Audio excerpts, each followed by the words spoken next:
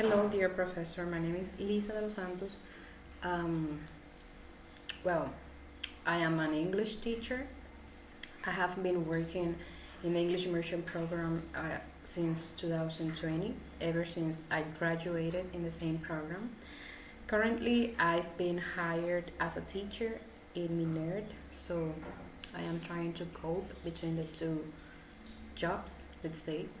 My experience in the English immersion program has been very rewarding. I really love my job. I really love seeing students transform their lives. I really love seeing them change their lives for the best because I've been there with them and I've been part of that process and I've been able to help them learn things that are valuable for them in life. In Minerd, I don't really have much experience because I just started, but let's see what we can do. The Dominican system is not the best. It has a lot of issues and a lot of things that needs to be transformed. However, I don't think a single teacher can do all the changes that have to be done.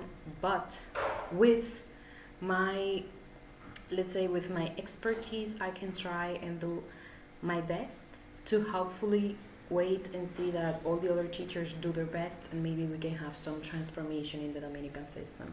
I really hope that the education can be changed for the better. Um, the difference between phonetics and phonology.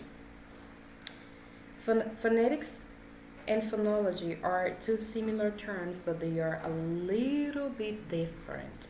For instance, phonetic focuses on descriptive linguistic, which means that is the linguistics that focuses on speech, on talking, while phonology focuses more on a theoretical, on a let's say on the study of the sounds itself. A phonetics studies sounds universally, in general, all the sounds, while phonology studies the sounds of a particular language. Phonology is like more centered, more study centered. A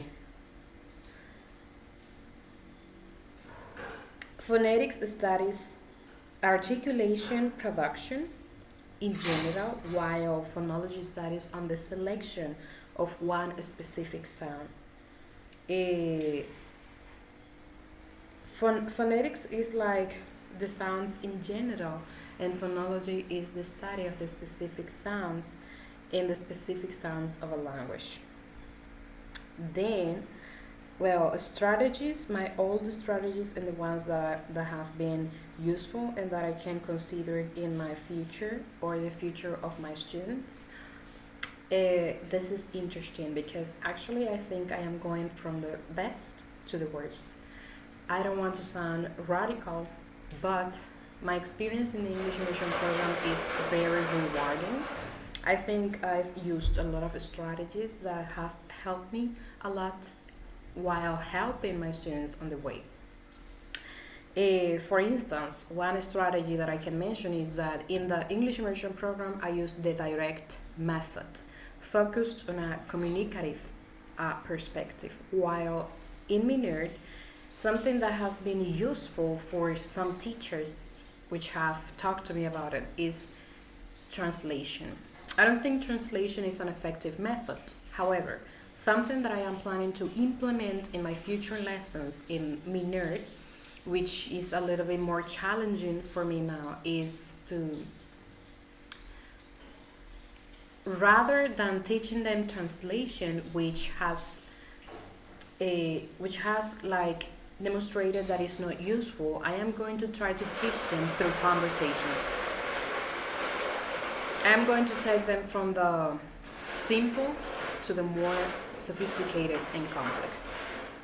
And I hope that that can be useful for the future of my students and that it can actually help them to at least acquire some general understanding of the English language.